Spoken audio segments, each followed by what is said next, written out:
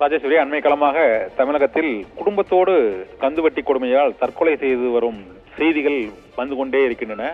இந்த சூழ்நிலையில் கடந்த 4 ஆண்டுகளாக நாடு முழுவதும் தற்கொலை செய்து கொண்டவர்களின் விவரங்களை சேகரித்த பொழுது தேசிய குற்ற ஆவண காப்பகத்தில் தெரிவிக்கப்பட்டுள்ள அந்த விவரங்களின்படி கடந்த ஒரு 4 ஆண்டுகளாகவே 2017 முதல் 18, 19, 20, 22 4 ஆண்டுகளிலும் குடும்பத்தோடு தற்கொலை செய்து கொள்பவர்களின் எண்ணிக்கையில் தமிழகம்தான் அதிக எண்ணிக்கையில் இருப்பதாக கூறப்படுகிறது. விருதுநகர் மாவட்டம் சிவகாசியில் கடந்த சில வாரங்களுக்கு முன்பு ஒரு ஆசிரியர் தம்பதி 5 பேர் குடும்பத்தோடு தற்கொலை செய்து கொண்டார்கள். இந்த சம்பவம் அதிர்ச்சியை ஏற்படுத்தியது. அதற்கான காரணம் என்னவென்று விசாரிக்கையில் கந்து வட்டிக்கு அவர்கள் வாங்கிய பணத்தை திருப்பி கொடுக்காததால் அந்த வட்டிக்கு பணம் கொடுத்தவர்கள் அவர்களை கொடுமைப்படுத்துவதால் அவர்களை அவமானப்படுத்தும் வகையில் நடந்து கொண்டதாலும் அவர்கள் குடும்பத்தோடு ஒரு 2.5 வயது குழந்தை உட்பட ஆசிரியர் தம்பதியினர் 5 பேர் தற்கொலை செய்து கொண்ட சம்பவம் தமிழகம் முழுவதும் அதிர்ச்சியை ஏற்படுத்தியது. இதே போல பல்வேறு மாவட்டங்களிலும் இதுபோல கந்துவட்டி கொடுமையால் தற்கொலை செய்து கொள்வோரின் எண்ணிக்கை அதிகரித்தே வருகிறது. இவற்றை கணக்கீடு செய்து பார்த்தோம் என்றால்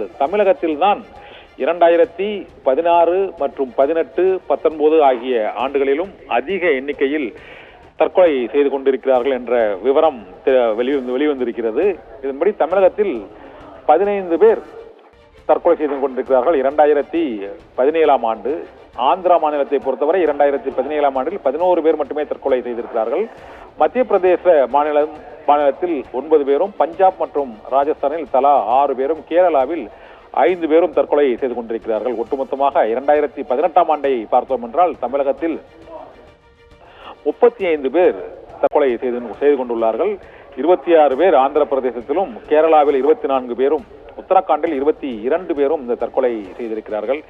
இதே போல 2019ஆம் ஆண்டை பார்த்தோம் என்றால் அதிகபட்சமாக தமிழகத்தில் தான் 16 பேர், ஆந்திர பிரதேசத்தில் 14 பேர், கேரளாவில் 11, பஞ்சாபில் 9, ராஜஸ்தானில் 7 ஆகியோர் தற்கொலை செய்து கொண்டிருக்கிறார்கள் என்ற அதிர்ச்சி தகவல் வெளியாகி இருக்கிறது. இதனால் கந்துவட்டி கொடுமையை தடுப்பதற்கான நடவடிக்கைகள் மற்றும் அந்த கந்துவட்டி வாங்குவோருக்கான அந்த விழிப்புணர்வு மற்றும் காவல்துறையினரின் நடவடிக்கையை எடுக்க வேண்டும் என்ற வேண்டுகோள் வலுத்திருக்கிறது. ராஜேஸ்வரி.